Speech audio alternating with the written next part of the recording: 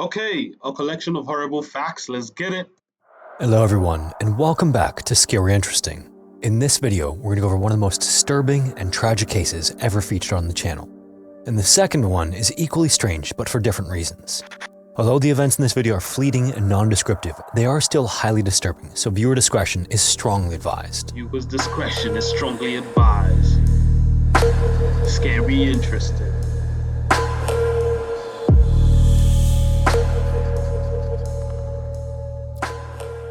The building at 5635 Clemens Avenue was a forgotten skeletal ruin of brick tucked into a quiet corner of North St. Louis.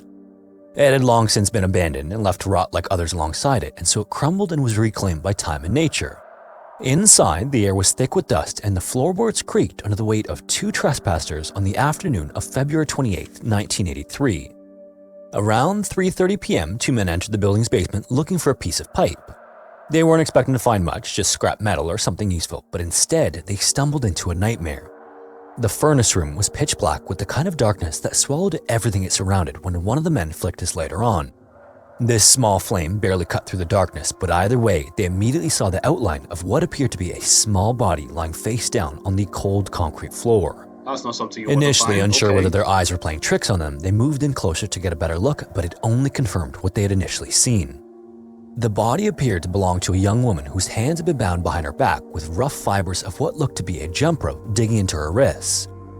The sweater she wore, which was a yellow v-neck, was also bloodstained and its tags were removed as if someone had deliberately erased any trace of where it came from. Then, from the waist down, she had no clothes, but more horrifyingly, from the neck up, she was headless.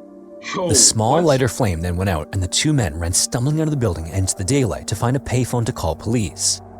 By the time authorities arrived minutes later, the scene had already settled back into the same pitch blackness that concealed the scene so brutal that it left even seasoned detectives shaken. What? At first, some officers assumed that she must have been an adult night worker or an addict, but when they moved the body, an even more disturbing reality set in. The girl was likely young, no older than 10 at first estimate, and later revised to be somewhere between. Wait, hold up. Hold up. I thought they meant young woman like she was in her 20s. Like, obviously, that doesn't make it better, but 10, no younger than 10. Oh, now that's heavy. 8 and 11 years old. She was also black, tall for her age, and completely unrecognizable. And with no head, no identification, and no immediate reports of a missing child that fit her description, she was a complete mystery. Investigators then searched the basement for the missing piece but found nothing. If the killer had left it behind, it was well hidden. More than likely, however, they had taken it with them. That's One heavy. detective, hardened by years of seeing crimes up close, said later that it looked precise and like maybe the person was even familiar with anatomy. Another detective A even doctor, called it the maybe. worst he had ever seen in his 20 years investigating homicides. There was also hardly any blood around her body, leading police to believe that this wasn't the scene of her murder and that the building was just a dumping ground. It seemed that someone had brought her to this dark, forgotten corner of the city and left her discarded like trash. And since she had no name, one was assigned to her, at least one that could be written on reports. Some called her Little Jane Doe and others called her Hope, but tragically, no one called to claim her. Police worked quickly in the aftermath, but in the early hours of their investigation, one thing became clear: this little girl didn't seem to exist. By that night, detectives had canvassed the neighborhood, knocking on doors and speaking to residents. Someone just had to be missing a child, and someone had to be looking for her, but it appeared that no one was. Not a single call came in reporting a little girl missing. The officers then turned to missing persons reports hoping for a match, but again came up with nothing. Of the roughly 20 missing children in St. Louis at the time, no one fit her description. It was as if she never belonged to anyone, so by the next morning a new theory began to take shape. Maybe she wasn't from St. Louis at all. If she had been reported missing, it hadn't been in Missouri at least. Investigators then expanded their search, considering that her killer may have brought her in from another state, knowing that she wouldn't be immediately missed. Police then checked schools in the area for students who had withdrawn or transferred around the time of her death, but the results were frustratingly empty. Whoever she had been and whatever life she had known, there was no trace of it there. The scene itself offered little evidence too. Her yellow sweater was newly purchased, and with the tags intentionally removed, the message police received was that someone didn't want this item traced. The sweater could have been bought in any number of places, which suggested that this wasn't some random act of violence. Instead, it was deliberate, careful, and methodical. Think about it. When they say deliberate, careful, and what I've methodical, the other word they use, man, that's real, bro. That's real. First of all, no head with no blood. Surgical much. surgical much. Now let's keep that aside. You feel me? No blood means they brought the person in from another place, so they probably committed the joint somewhere else, and so they wouldn't be able to trace the person. They brought the body and disposed of it somewhere else. You get me? So they could keep the head. We even went as far as cutting the tags off the clothes. This was well thought out. Whoever this person is, I hope they caught him. Collection of horrible facts. I hope they caught him, bro. Then on top of that, there was a lack of blood. An incident as brutal as this should have left pooling and splatters around the area where she was found, but instead, there were only small streaks along the walls, as if someone had carried her body in and brushed it up against them. And the cause of death wasn't immediately clear either. With a key piece of evidence missing, it was difficult to determine with any kind of certainty. What they could tell, though, was that the wound was clean, as if it was done by a very sharp, long-bladed knife. It also didn't appear rushed or messy, like someone had taken their time, and it likely took place elsewhere. An autopsy then revealed that her stomach was empty, suggesting she hadn't eaten for some time before she was killed. This led to questions about if she was being held somewhere else or if she was afraid to eat. But weirdly, there were also no broken bones, no scars, and no other signs of physicality either. So if she had been kidnapped, it seems she hadn't suffered any prolonged treatment. The FBI's behavioral science unit was then brought in to help answer these questions and more, but without knowing the girl's identity, they had little to work with. The usual methods like psychological profile, looking into the victim's life, and tracking her last movements were all useless. They simply had no starting point. And the case only became more of a mystery as time went on. Police speculated that she had been killed by someone familiar with the area, like a local, or at least someone who knew how to hide a body in a building no one would check. Maybe it was someone she trusted or someone she had known, at least for a short time. Some investigators thought this was the case, pointing out that removing a head was often personal. On the other hand, it could have been someone who didn't want her identified, or it could have been something far worse, like a ritualistic act performed by a serial offender. But in any case, she was taken to the morgue with no fresh leads, no urgent tips, and no family members rushing forward in desperate. Y'all understand they found a body by mistake, yeah?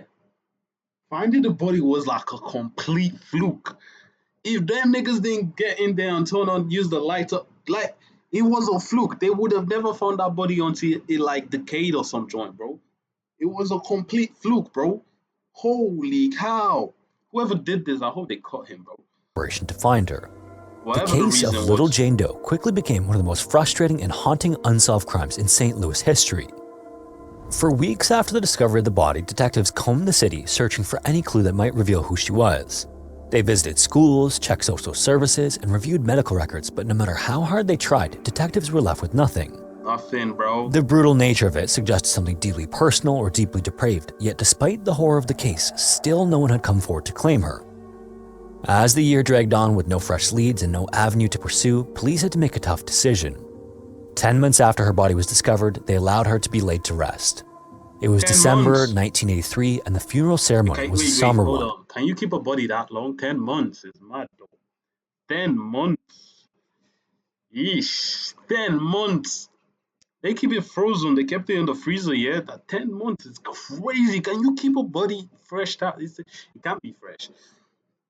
10 months. What investigation? Okay, well, fairs though. She didn't have no family. Nobody would have been fighting. Oh yeah, lay our family member to rest. Da da da da da. So it was more of like they had the body for free skis to continue their investigations. No parents stood at her grave, no relatives wept, and no memories of happier times with the victim were shared. The only ones present were those who had tried and thus far failed to find her name. Over the years afterward, only one suspect will come to stand out. A man named Vernon Brown was a convicted murderer and a serial predator with an MO chillingly similar to the St. Louis Jane Doe case. In 1986, 3 years after her body was found, Vernon lured a 9-year-old into his home, tied her up, and finished her off with a rope. Then, just a year prior, he had done the same thing to another 19-year-old woman. And of note, both victims were also young, black, and vulnerable. So police wondered if Little Jane Doe could have been one of his earlier victims. This theory then gained traction when investigators realized that Vernon had lived in St. Louis at the time of the little girl's murder. And then on top of that, he was obviously both familiar with the city and capable of extreme brutality. One glaring difference stood in the way of definitively tying him to the murder though, which was that he never removed any other part of his victims. So, even as he sat on death row and investigators pressed him for answers, Vernon never confessed to Little Jane Doe's murder. And if he had killed her, he took the truth with him. On May 18, 2005, Vernon received the death penalty. For Heavy. 30 years, the case remained frozen in time with no new leads or suspects and nothing further on little Jane Doe's identity. To make things worse, when she'd been buried, the burial took place at Washington Park Cemetery, which was a cheap, rundown graveyard that had been left to neglect and decay. The cemetery was in complete disrepair, overgrown with weeds, and with its records incomplete. So just as she had been in life, it seemed she had been forgotten in death. Bro, that's And so this sad, bro. I was literally thinking about that before they said it. That's so sad, bro. No one ever like reported, oh, our daughter's missing. No one ever said, no one ever mourned her, no one ever felt bad. This is starting to give like it was a family thing. Like the family knew she was like it was like the family that did it, bro. Because tell me how, bro, like your little 10-year-old girl goes missing and you didn't report it to the police, bro. Even 10 months later, you were just chilling comfortably, bro. The family of whoever she was, man, definitely knew what happened to her, bro. Because you can't tell me. Unless she was 10, bro. Who falls out with your family at 10? Even if she was like 35, man, I would have been like, oh, you were a terrible person. Your family hates you. But nah, this is a 10-year-old girl, bro. This is a 10-year-old girl, bro. Like, who falls out with their family at 10? So, like, unless the family knew, but she ain't got no family. Heavy, man. So many plausible. was of the utmost You get importance in me? 2013 as investigators saw a glimmer of hope in the potential of DNA testing. Okay. If her bones held traces of minerals from the water and food she consumed, scientists could determine where regionally she had lived most of her life. There was a Okay. big problem though. When investigators arrived at the Washington Park They can do Cemetery, they that? couldn't find her grave. At some point over the years, her burial records had been lost or misplaced. The cemetery had also deteriorated so much since her burial that her remains weren't where they thought they should be. And police obviously couldn't just go digging up every grave in the cemetery, but in a rare stroke of luck in the case, they wouldn't have to. A 23-year-old researcher named Abby from Washington University took it upon herself to solve the problem. Using old newspaper photos from the funeral and satellite images from the U.S. Geological Survey, Abby was able to pinpoint the correct location of the grave. Once the girl's remains were exhumed, scientists began conducting the tests, and results became available for police to review. The isotopic analysis then revealed that the little girl had likely spent her entire life in the southeastern United States, in Yo, one of that 10 states the results listed. one of 10 states, nigga. Yeah, could you be more? Could you be more specific? Nigga said one of 10 states. Could you be more specific? This was the first real clue about where she had come from, but still, there were no missing person reports, DNA matches in any databases, Bro, I or said the records to family suggest knew, who she bro. was. So, even with science providing new leads, she remained unidentified and still does to this day. The family After knew, her body was man. examined, little Jane Doe was laid to rest again, but this time at a different cemetery in a section designated for unidentified and abandoned children. Oh, that's Her heavy. case still lingers in the cold case files of the St. Louis Metropolitan Police Department. And a life Whether was we pay torn close like attention that, or not, bro. the concept of coincidence is something we all experience in some form or fashion pretty regularly. Defined as a striking occurrence of two or more events at one time, apparently by mere chance, coincidences can sometimes be so subtle that we may not even notice them. Other instances, however, can drive us to question everything we know about the world we live in. This is the simplest answer when reality twists itself into something too unsettling to ignore. Like, for example, maybe you think about a friend you haven't talked to in a while, only for that person to suddenly and unexpectedly reach out. Or maybe you go on vacation hundreds of miles from home and run into someone you know. Coincidence allows us to explain away the impossible and convince ourselves that life is nothing more than a collection of random, unconnected moments. And most of the time, these explanations are enough, but every so often a pattern emerges that refuses to be dismissed so easily, and coincidence becomes something much more. Erdington is a quiet suburb of Birmingham, England, and it's not exactly the type of place you might expect to be at the center of a historical coincidence so profound that it still hangs over the community after more than 200 years. It was once just a rural village and became a convenient stop for travelers going between Chester and London in the 18th and 19th centuries. The morning of May 27, 1817 was a day that began like any other in Erdington. The sun rose over the fields, the air was crisp, and the town's laborers set out for another day of work. As one man made his way across a familiar stretch of land, however, something unusual caught his eye. Near a pit filled with water lay a bundle of clothing, a hat, and a single woman's shoe stained with blood. Alarmed by this, he called for help, and soon locals gathered to investigate. Together, they dragged the pit with rakes, and within moments, their worst fears were realized.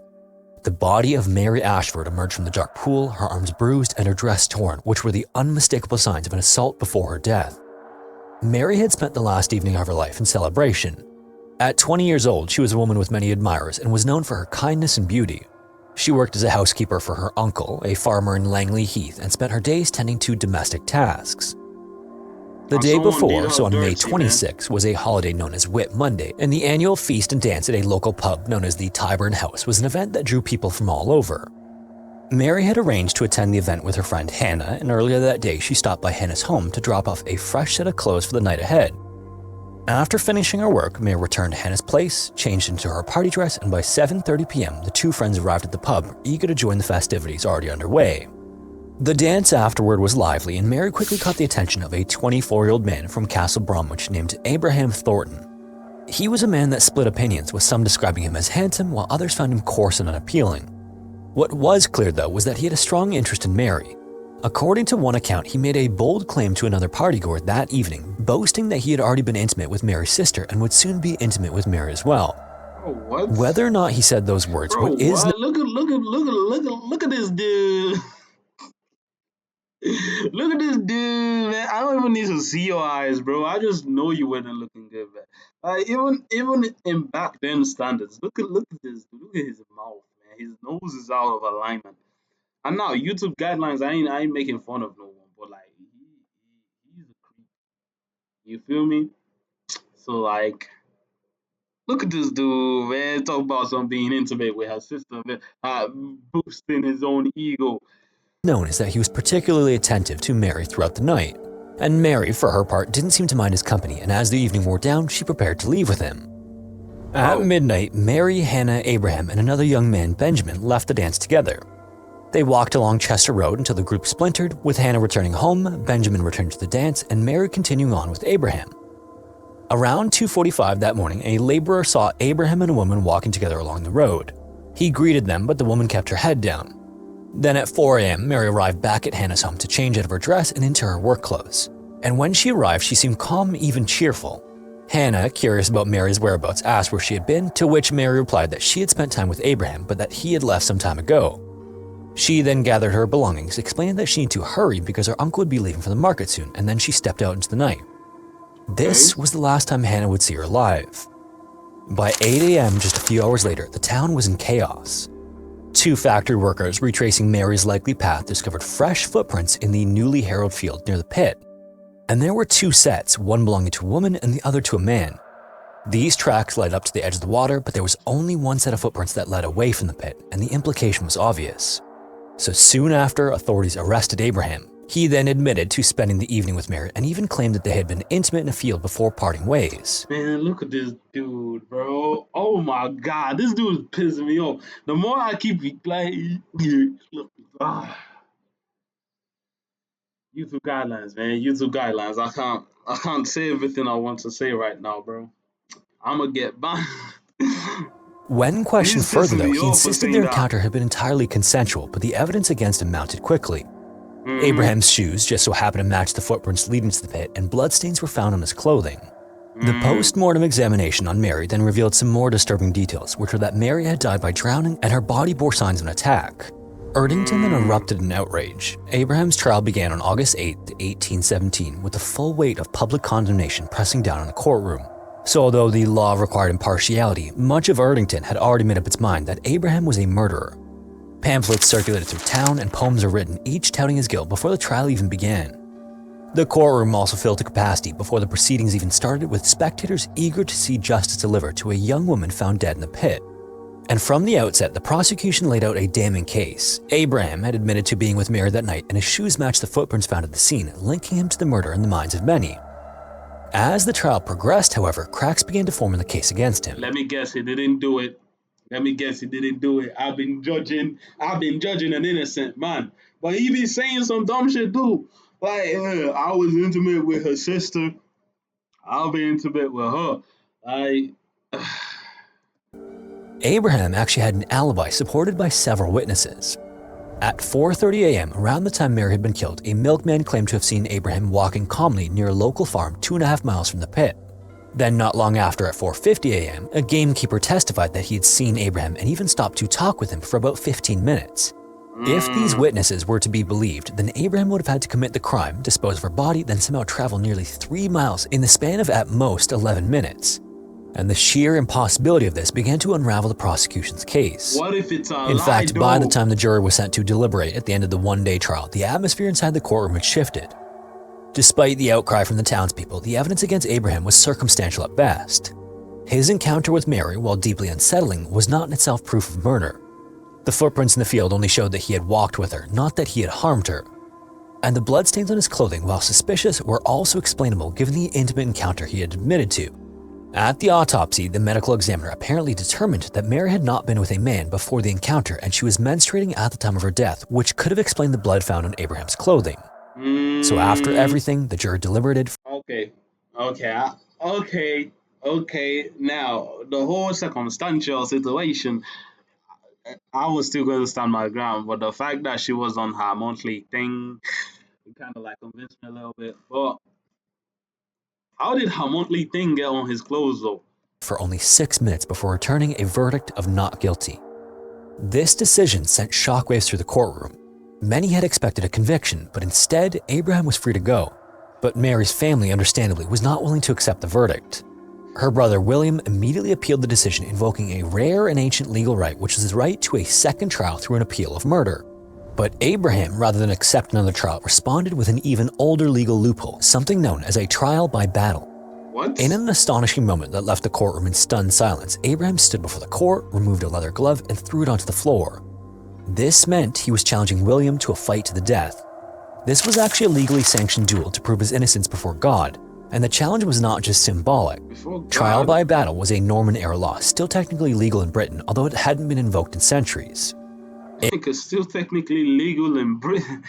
Yo, nigga, y'all taking the piss. If William accepted, he and Abraham would be armed with weapons. Dog. So I can go to Buckingham Palace.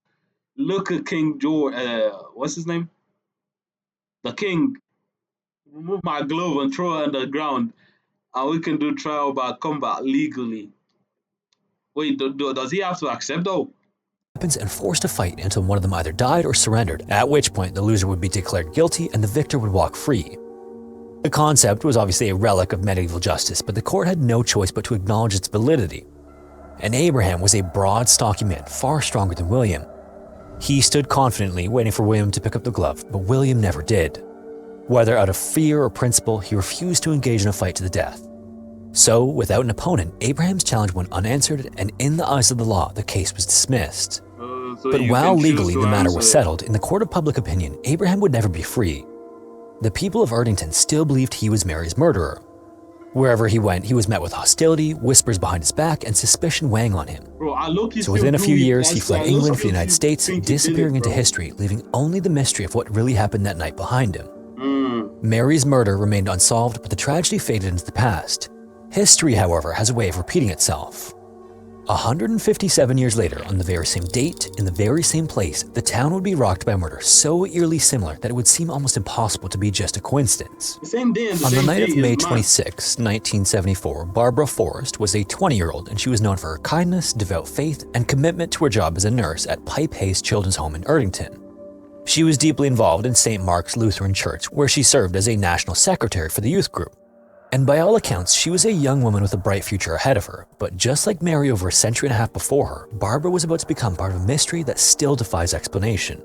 That evening, Barbara and her boyfriend Simon had gone out dancing. They visited a few local bars, laughing and enjoying themselves late into the night. At just after 1 a.m., Simon walked to a bus stop so she could head home. This was the last time he saw her, and Barbara never did make it home that night. When she didn't show up for work at the children's home on May 27th, concern spread quickly. She was responsible and never wanted to disappear without a word. So police search was launched almost immediately, and given Barbara's clean-cut reputation, authorities wasted no time treating her case like a potential crime.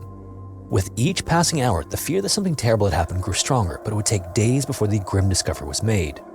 On June 4th, Barbara's body was discovered in a park just a few hundred yards from her home and frighteningly close to where Mary had been found all those years earlier. Heavy. Barbara had also been assaulted and killed, and her body... What if this is like 100 years reoccurrence type joint? So like, we gonna have to wait to like 2090 something, 2074.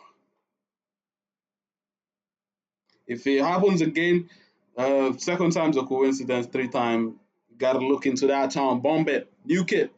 He was left in the undergrowth to be poorly hidden. Like Mary, she had gone out dancing before her murder. And like Mary as well, she had spent her final night in the company of a man. And perhaps most disturbingly, she seemed to have some sort of premonition that something bad was going to happen. 10 days before her murder, Barbara confided in a coworker that the remainder of May was going to be unlucky for her. She didn't know why she felt that way, it was just a feeling she had. And in fact, this was an eerie parallel to Mary's final days when she told Hannah's mother that she had bad feelings about the week to come. A massive investigation into Barbara's death then followed, with more than 100 detectives assigned to the case. And it didn't take long for authorities to zero in on a suspect, but it wasn't Simon. Instead, their focus fell on a man named Michael Ian Thornton. So not only was Barbara's death determined to have occurred in the early morning of May 27th, but the suspect in her murder shared the exact same last name as Abraham. Michael was no stranger to Barbara. He was her heavy. They should. Oh no, they shared the same last name. Oh no, quite literally. Murder shared the exact same last name as Abraham. Michael was no stranger to Barbara. He was her coworker at the children's home, and his home was located along Chester Road, near where Barbara was last seen. Police considered him suspicious from the start, and when they reportedly found bloodstains on his pants, he was arrested and charged with her murder. His alibi then quickly crumbled when it was discovered that his mother had lied to provide him with an explanation of his whereabouts that night. And with Barbara's reputation as a respectable, religious young woman, public anger over the crime was swift and severe. The town of Erdington again wanted justice. It seemed unthinkable that a murder of another 20-year-old woman on the exact same date, in the exact same area, under eerily similar circumstances could happen again, and that the killer would go unpunished.